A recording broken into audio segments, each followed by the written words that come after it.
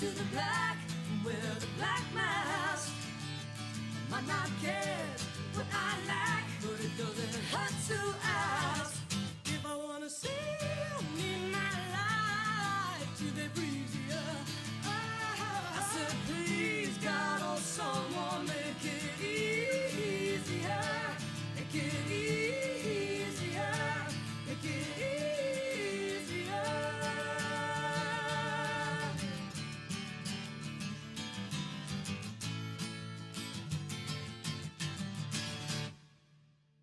Avez-vous des maux de tête, des migraines? Having headaches, migraines, Yeah?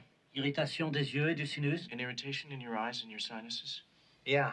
Des démangeaisons, des allergies? Do you have hives? Do you have allergies? Des brûlures sur le visage et sur le corps? You're burning on your face and on your body? Yes. Who are you people? Look at this. Yeah, I got one just like it in my living room. Who are you people? Je pensais... Oui, tu connais. Oui, je connais. Monsieur Neri, please, one more question. N'avez-vous pas fait récemment une rencontre? Have you recently had a close encounter? Une rencontre plutôt inhabituelle? A close encounter with something very unusual? Who are you people? Monsieur Neri, s'il vous plaît, regardez bien les visages de ces gens, de ces hommes et de ces femmes. Et puis dites-moi si vous les connaissez, ou alors sont-ils These des people are étrangers? pour vous? strangers to you?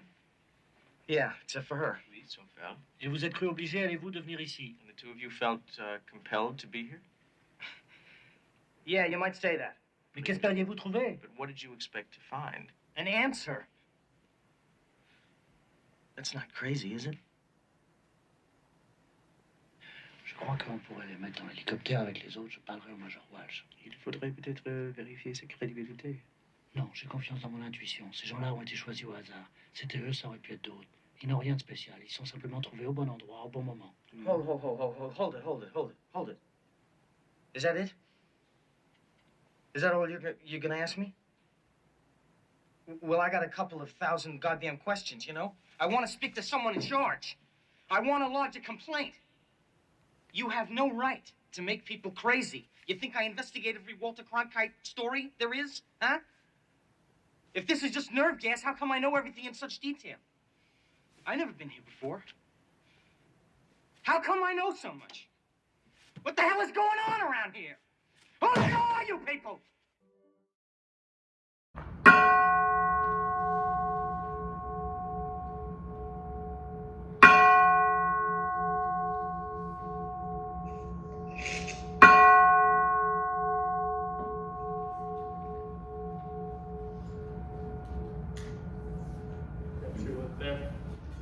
Well, good morning, everyone. Welcome to Journey in Perfect Faith Community. My name is Jacob. I'm one of the pastors here, and I'm excited to worship alongside each and every one of you. We have several people online, so hey, everyone. We have a new sound set up here, so hopefully we'll get it to work. Hopefully y'all can hear us well, but the only way you can hear us is if we're mic'd, so we will keep reminding ourselves to pass the mic around. But y'all can also remind us of that too if y'all just want to yell out. So this morning is all about encountering God in doubt. So we're continuing our Close Encounters of the God Kind series, and that's what that first video was all about. Is this moment where this guy is just doubting everything. He saw these aliens, he's freaking out, they bring him in for questioning, and he just feels dumb because they're not answering his questions. He's like, am I crazy? And they turn and they start speaking French, I believe, and he's so frustrated. And our story today is about the time when there was a character in the Bible who doubted a lot and had a lot of anger and frustration. And so we're going to sit in that doubt today, which isn't always the easiest emotion to do. So be gentle with yourselves, because I really do believe we can encounter God in doubt and through doubt. So let us start with some prayer.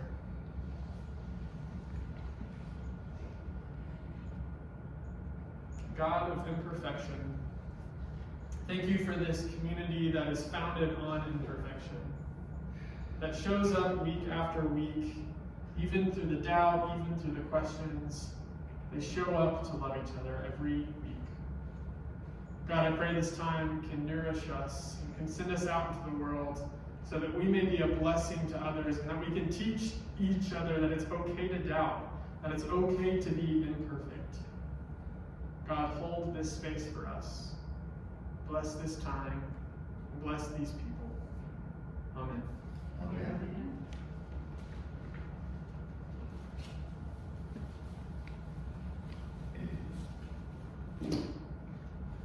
Good morning. Good morning. Welcome to this week's gathering of Journey in Perfect Faith Community. My name is Brian.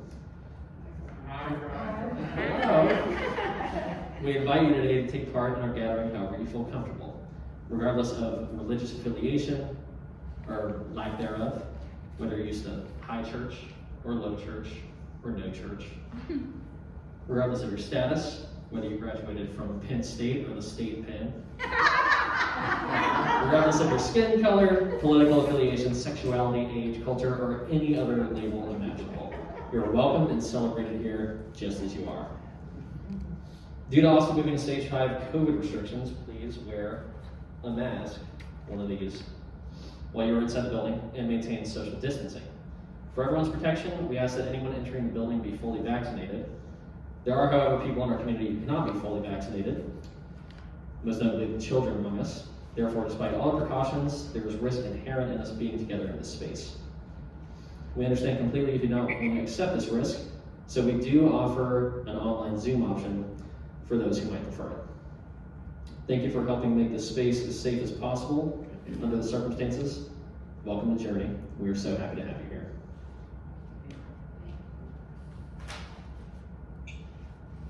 It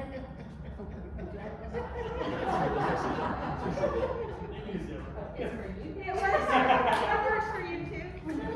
Not for me, for Susan. But thank you, Bob. I think it might be too tall for me. No. Okay, good morning, I'm Vicki. Be sure to make a name tag on the round table and sign in the book. You can mark if you'd like to be added to our weekly email newsletter or if you'd like to be contacted by a pastor. So our women's retreat is coming up. Woo!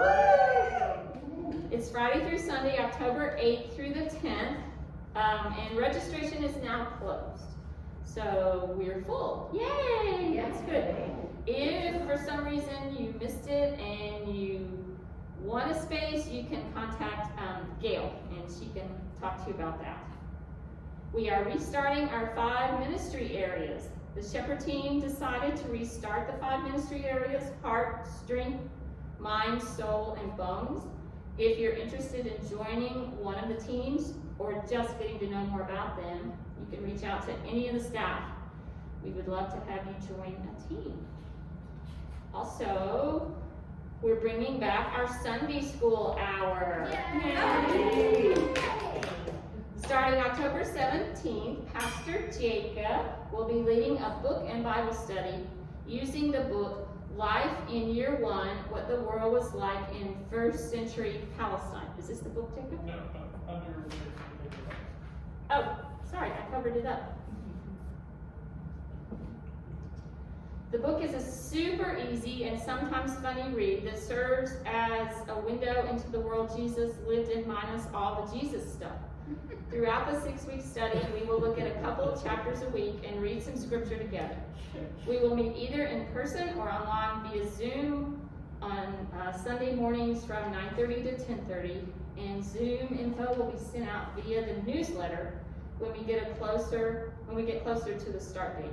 Also, you can get the book on Amazon, is that correct? Or wherever else you can find it.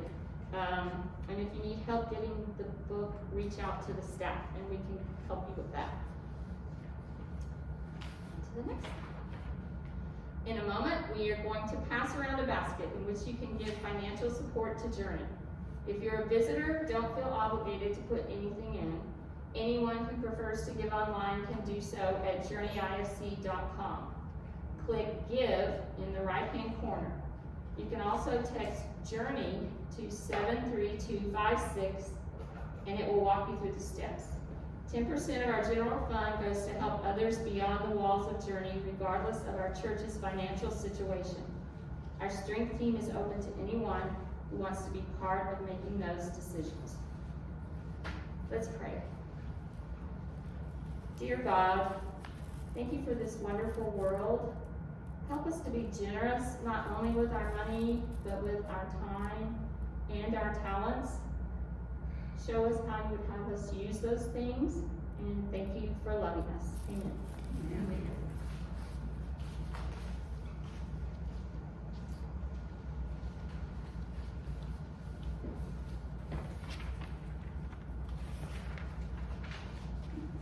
Good morning. Good morning. My name is Susan. Hi, Susan. I'm another Susan in here. Okay, we're gonna get into the space here, and wherever you are, you're gonna get into your space. We're gonna center ourselves wherever we are right now. As you sit in your chair, relax into it. Be comfortable. Be receiving. Imagine your feet relaxing into the earth beneath us. We will take a couple of deep breaths and let's release them safely into this special place, wherever we are, and this precious silence. Breathe in. Now release. And breathe in. And release. And one more. Deep your feet go into the earth.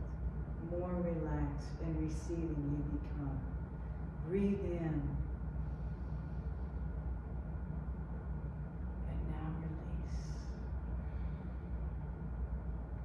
Amen.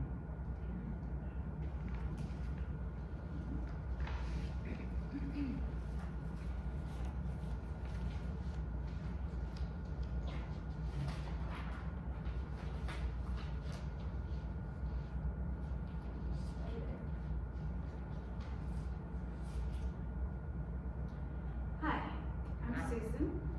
Susan. Another Susan. At one time there were 5 of us.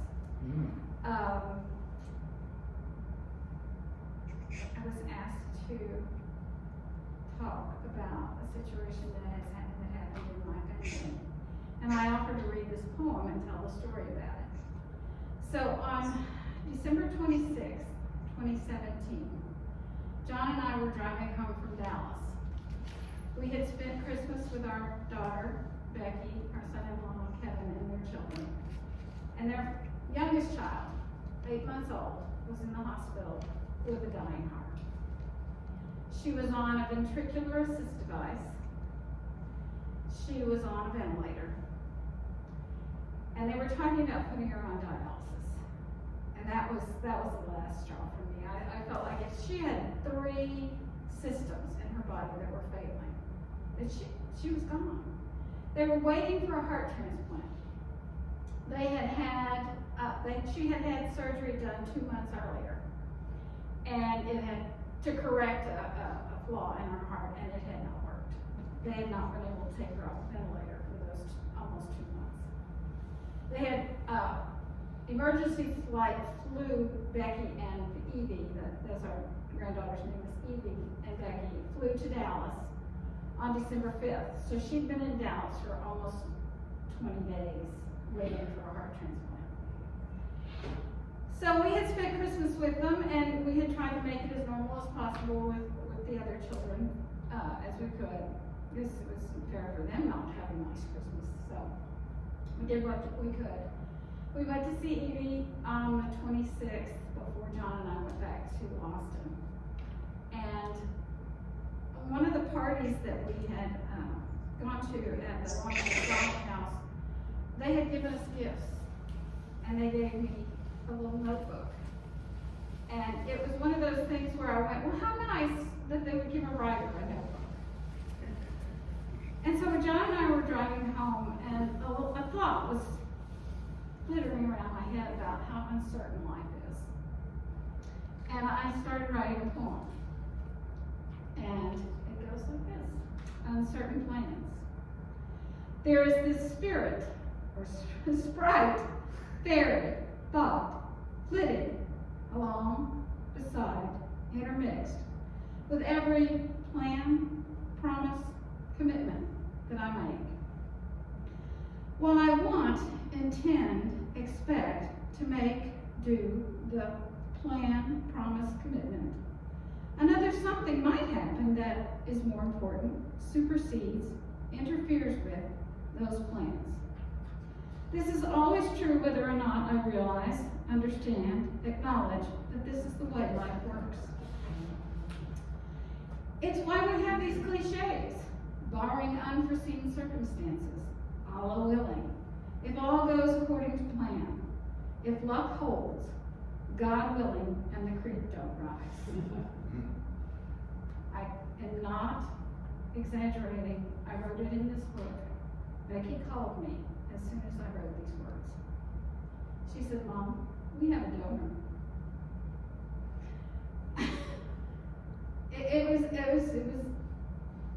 I mean, there are words for it. It was just beyond belief, because I was sure she was dead, that she was dying.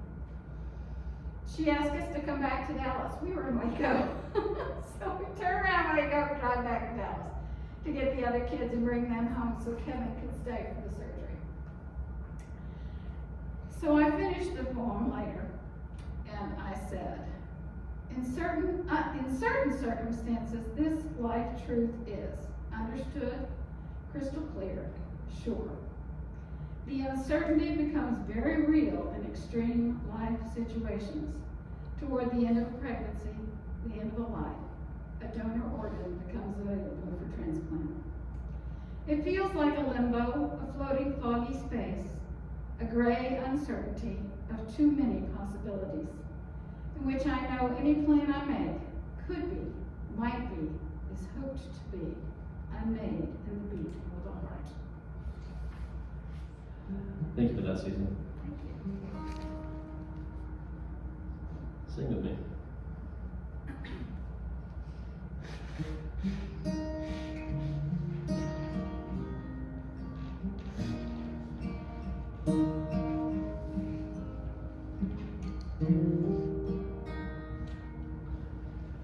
Abide with me, fast falls the eventide.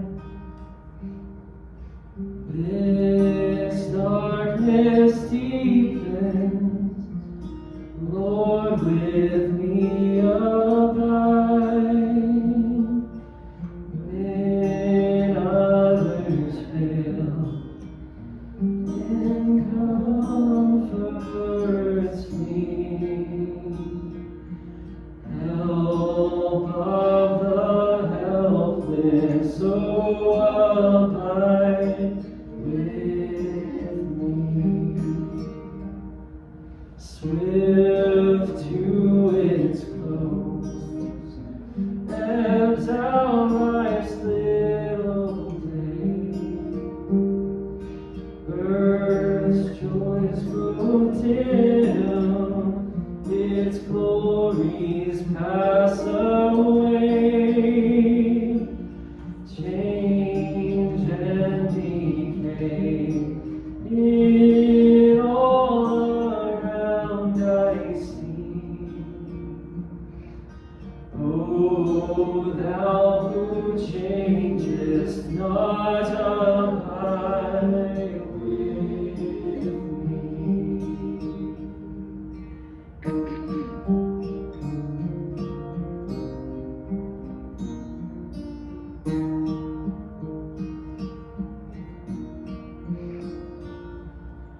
I need thy presence every passing hour. What but thy grace can veil the tempter's power? You, like thyself, my guide and stay can be. Through cloud and sunshine, oh, abide with me. I fear no foe, with thee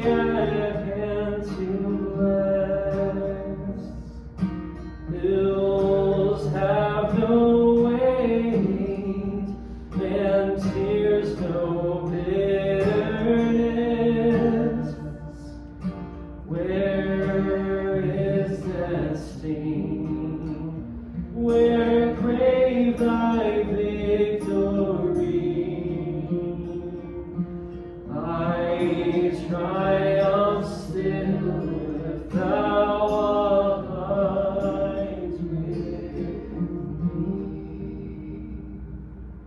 Hold thou thy cross before my closing eyes.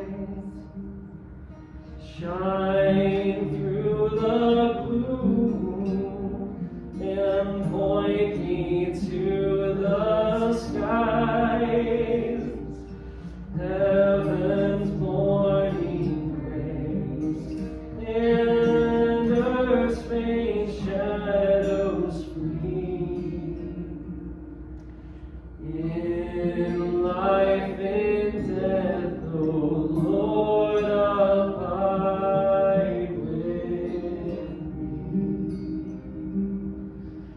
In life and death, O Lord, abide with me.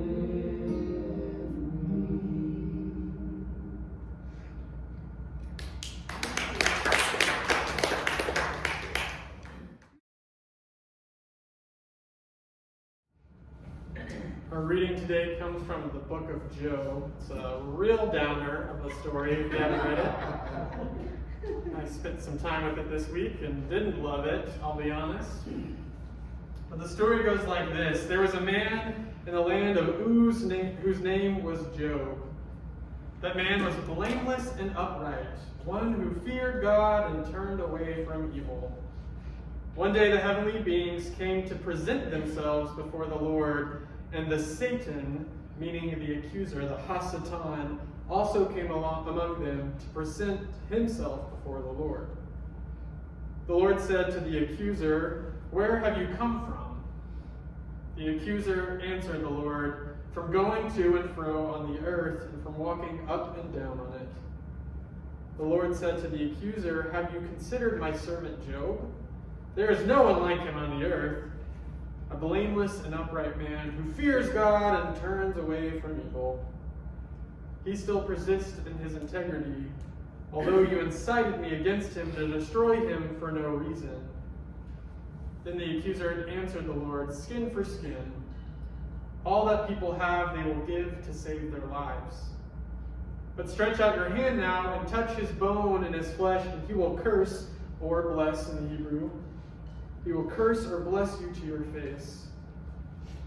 The Lord said to the accuser, "Very well, he is in your power. Only spare his life."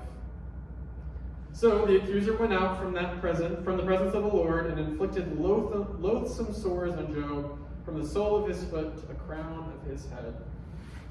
Job took a broken piece of ceramic with which to scrape himself and sat among the ashes. Then his wife said to him, his unnamed wife, let's point that out, said to him, "Do you still persist in your integrity? Curse or bless," the Hebrew's weird here, "curse God and die." But Job said to her, "You speak as a foolish one would. Shall we receive the good at the hand of God and not receive the bad?" And all this Job did not sin with his lips. This ends our reading. Yeah, I didn't like it either when I read it.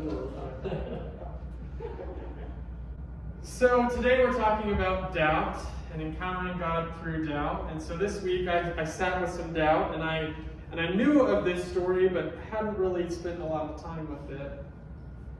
But as I sat with it, I remember early on, whenever I first felt called into ministry, it was in high school. I was dumb at that point. I didn't know what I was getting myself into. Yeah, we're all dumb. And so I told my family that I wanted to go into ministry, and my dad was trying to help me pursue that in some way. And so there was this man in our church who was dying from cancer, and he was going to be at his house later that day, and my dad said, "How about we go and visit with him? How about we go and sit with him? Because this is what you're going to have to do when you go into ministry. This is something you have to do." And I was terrified. I was scared. I had not had an up-close encounter with death like that before. I was, expecting something really grim and scary. The only deaths I experienced were my grandparents and I was young enough that it didn't really feel that scary to me then, but at this moment, I was scared to see death right in front of me. But to my surprise, it didn't look as scary as I thought it was going to look. When we got to the house, we saw a man sure in his ways. He was very confident. He knew what he was doing. He was even walking around.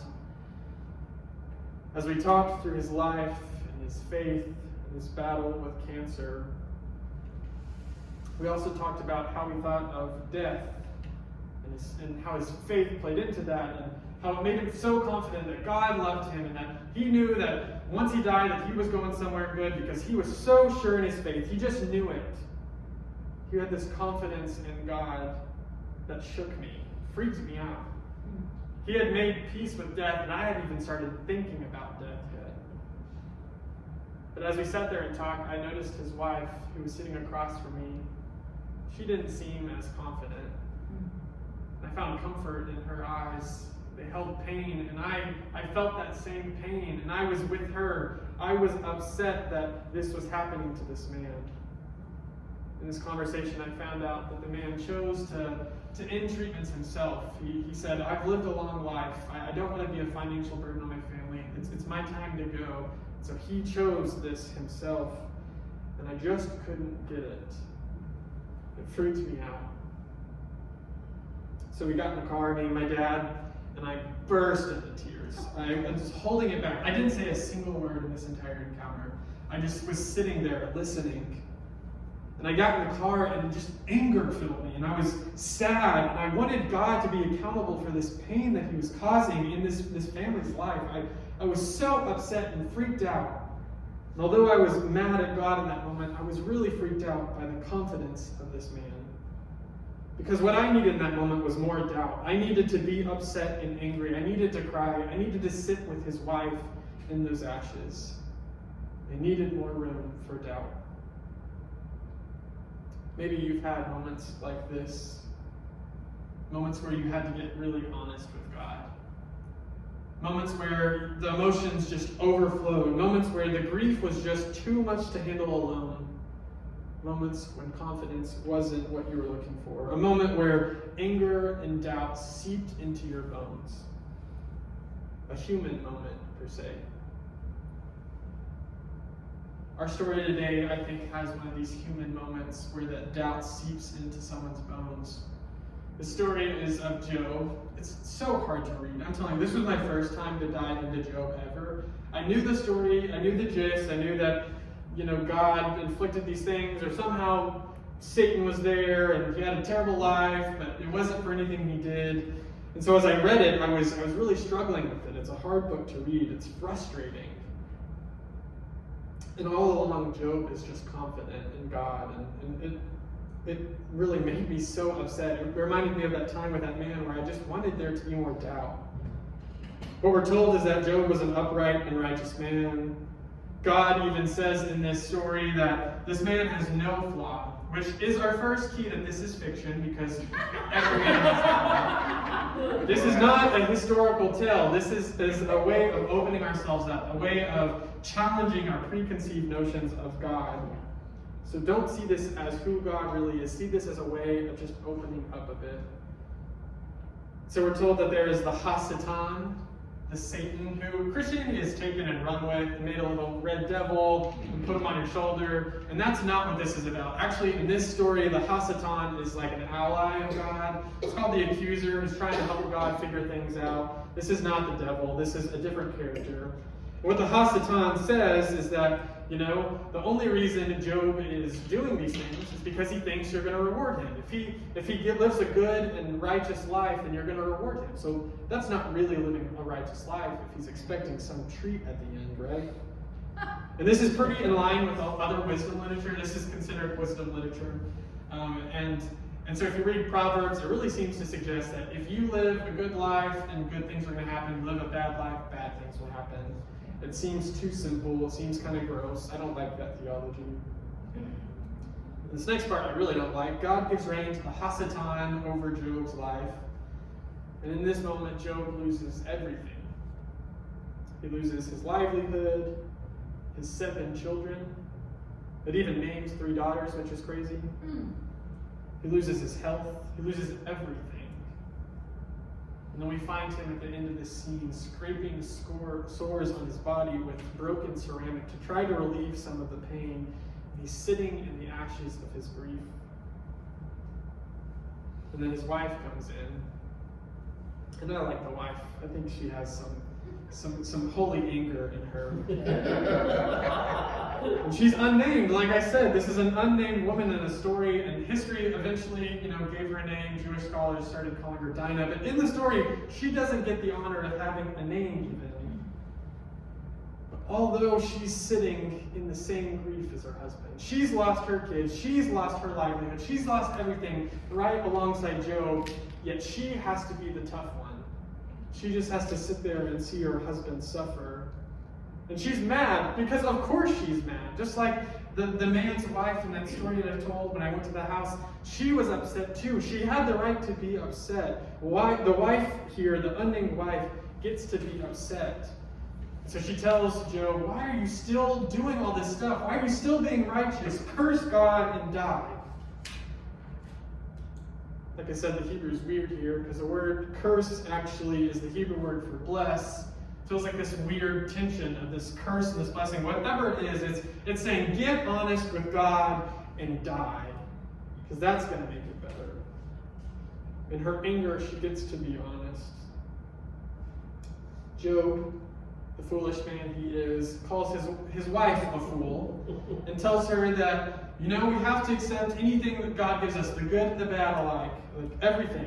It's not our role to say what we can and cannot accept. We just have to be faithful, And Job remains sinless in this state. The rest of the story gets even more frustrating because Job's friends, I'm doing the, air quotes because they're not the greatest friends. But basically the friends come up to him and try to explain, well, maybe it's actually because you did sin. Maybe you actually are a terrible person. I know you're in pain, you're in these ashes, you have these sores, but maybe you actually kind of suck. And that's what his friends do to try to provide any comfort. They just keep coming at him with all of these, well, maybe it was this, maybe it was this. And there's all these speeches, and he has rebuttals where he says, no, that's not right. I didn't do those things. I think this is unnecessary pain that has been put on me. I don't think I deserve this pain. And then he has a final friend come in, and this final friend says, well, maybe you haven't done anything bad, but maybe you were going to do something bad, and this is keeping you from doing it. Yeah, terrible friends, right? Like, don't have these kind of friends in your life. That's what we really talk about. But at this point, Job finally drops this sinless image. He finally allows doubt to seep into his bones, and he gets angry, and he gets mad at God, and he wants God to be accountable for this pain, this suffering, this unmerited suffering in his life. He wants to figure out what is going on. I think this is where the true Job comes in. I think all along he had this image of this perfect Job who didn't sin, who sat in his grief and just accepted it humbly. But I think at this point, when he gets angry and upset with God, he finally allows himself to be human. He finally allows his true self to come forward. And it's this moment when God finally decides to respond, which seems odd. When Job gets the most upset is when God finally responds. And I don't know what Job said to earn that response, but I have a feeling it was because he finally got real. God's response doesn't really settle my heart, I'll be honest. But it does shift the narrative. When you're reading it, it changes. It kind of is this complete dynamic change in the flow of the narrative. Because God starts listing, it's a long speech, listing all of the things in creation.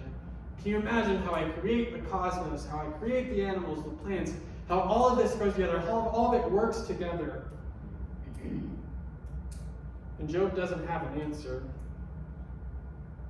It seems that God is saying life isn't as simple as you think it is. Maybe your theology is too small. The good don't get the good, the bad don't get the bad. It's mixed, it's too complex, everything is interrelated. I wish it was that simple, but it's not. Job's response to this is humility yet again. After being so angry and upset, for some reason he turns back to peace. God then says, you know what? Your friends are wrong. They were awful. And I'm glad he said that because honestly, they sucked. And we can agree on that. Because if any of your friends are like putting guilt on you in your suffering, that's no friendship. That is awful. And yeah, let's just kick those out of our lives right now. Also, that's terrible counseling skills. If you could take any counseling course, that does nothing to aid in the help of this person. That does nothing. You need to sit with them and be with them. I wonder what Job got right. I wonder why God said, there's something you got right that your friends didn't get right. Because at the end he says, yeah, Job, something you said was right. But what was it? And as I sat with that, I wonder, what is it that Job said right? Was it that he got mad? Was it that he got angry? And then I thought back to his wife, who is unnamed, who said, curse God and die. And I started wondering, what if that is the true wisdom of Job? What if this curse God and die is a curse God, get real with God, confront God, be angry at God? What if that's what that means? What if that's what Job's wife is saying? What if she's saying, get real with God, show your true self, let it shine forward, stop putting on this facade that everything is okay? It was when Job fought back that God finally decided to respond. So I wonder if this woman saying, curse God, is really what we're supposed to do here. And I wonder if he listened to his wife, if this story would have been a lot shorter. If he would have confronted God sooner and not talked to all these men around him, maybe he would have had a better shot at getting through this pain faster. Curse God and die. I wonder what she meant in that moment. Maybe she really wanted her husband to die. Maybe she wanted the suffering to him. Maybe she wanted death. I've heard people in hospitals say, I just want my loved one to die and have some peace already. But maybe she's also saying, die to this perfect image you have put up. Let go of this false self, die to it. Release your inner being, be human for a moment. Curse God, get real with God, and die. Kill off those parts of you that no longer work. When I read this story, I started thinking, this isn't the God I know and love, and that I know knows me and loves me. This is not that story. Because this is a fictional tale of a really terrible God who let really terrible things happen. I think the God I know is the God that comes to us when we're in the ashes and sits right next to us. That shows up in the pain and the grief somehow. Somehow you get to encounter God in these moments, and it happens over and over. And I don't get why it does. I don't get why bad things happen to good people. I don't understand it, but I know that God is with us regardless of it all. So I think our call this week is to get honest, to let go, to allow God to see our true selves for once. Maybe that's yelling at God, cursing God, being angry. Whatever it is, know that it's welcome. Peter Rollins, who is a Northern Irish theologian and big name in the emerging church movement, he's a super cool dude. He has a great accent. He's fun to listen to. But he talks about, what if church was a place where instead of coming and being perfect and having our theology all together and having all of our nicest clothes on, I even dressed up a little nicer today to make the point. What if we came to church, and what if it was a place where we got to just completely word vomit and let loose and let go and be angry and not have to have it all pieced together and perfect. Imperfect, right? Yeah. That's what our community is built on. And I wonder if maybe if we get real and we make this church, this space like that, where we can be honest and question and doubt, maybe we can encounter God. Maybe like Job, we too may have a close encounter of the God kind, when we allow doubt to seep into our bones and we let our humanity shine through. Amen. Yeah.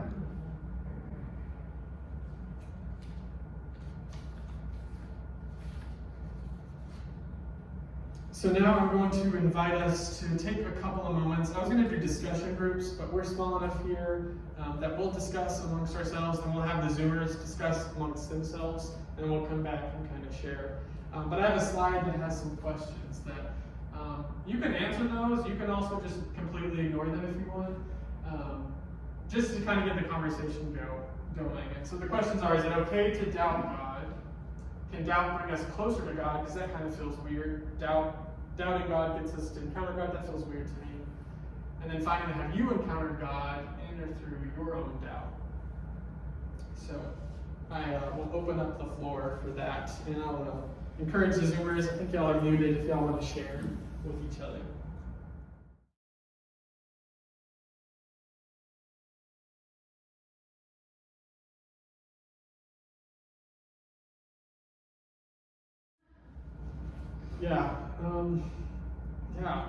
It's a heavy day.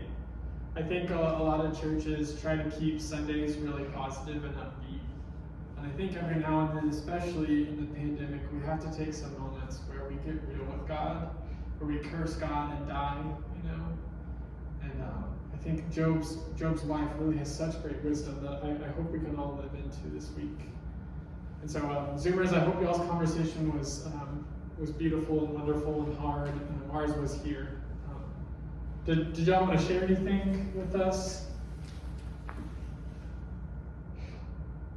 Are there anything that came through? I think that probably we would actually love it the other way if you would summarize for us what you all said. Yeah, we talked about a lot actually. So we talked about how different instances where people had encountered God at the end of a loved one's life. Natalie's parents were an example. We talked about David Gentiles, and just talked about how it doesn't make sense, pain and suffering and all this stuff that happens, and it's hard to know what to do with that. And then Joe answered and said that yes, it's okay to doubt God, and that of course doubt brings us closer to God because it makes us vulnerable and real with God, and it lets us, get rid of that facade. And then we all agree that, we can encounter God, and we have encountered God in these moments, even though it's really hard. So, yeah, that's kind of a summary of what we said. Does that sound right to everyone? There was more than that. Now I want us to turn to a moment of prayer. If you're on Zoom, I invite you to share your prayers with Gail. If you're here in person, we're going to do it a little different. We've been doing this activity with rocks the past couple of weeks. But what I want to do this week is I want everyone to walk up and get one of the piece of gravel that'll represent our sorrows and our pains, and then get one of the pretty rocks that just sticks out to you, and that's going to be your joy rock. So let's all go grab a rock, and then we're going to come back together and we'll share our prayers aloud.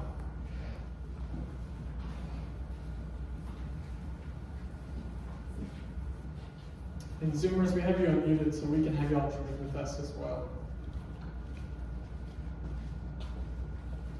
So what we're going to do as we come back and sit down is we're going to share our prayers aloud. And as someone shares a joy, I invite you to squeeze your joy rock and to imagine putting your prayer in there. And if someone shares a sharp sorrow, I want you to take your sorrow rock and squeeze into it and pray into that rock. So let us open this up for some prayer.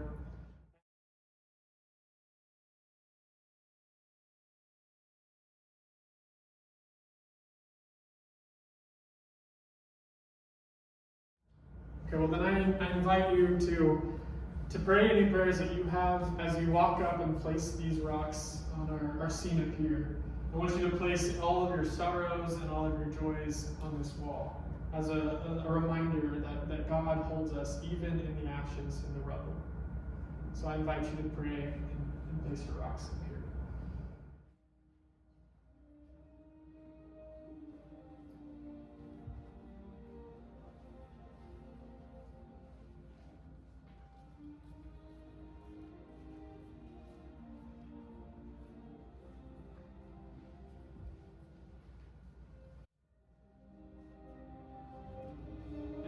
Continue placing their rocks. God, I lift all these prayers up to you. We lift them up to you collectively. God, we know that you hear our prayers even when they're silent. We are reminded that even if we can't say them aloud, that the rocks will cry out for us. God, thank you for listening to our prayers, even whenever our prayer is curse God and die. Thank you for sitting with us in the ashes. Amen.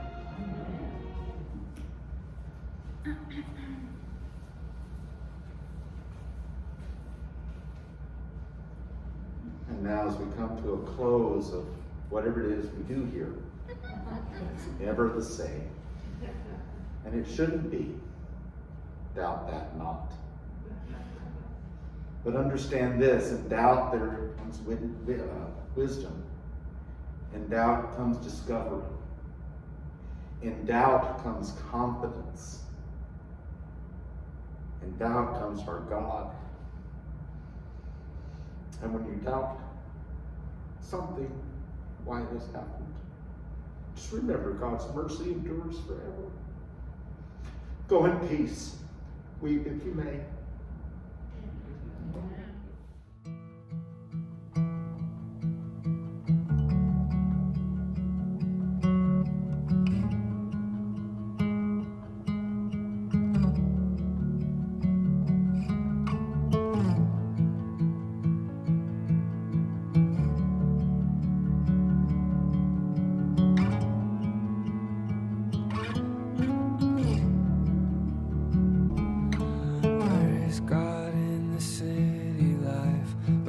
God in the city light? Where's God in the earthquake?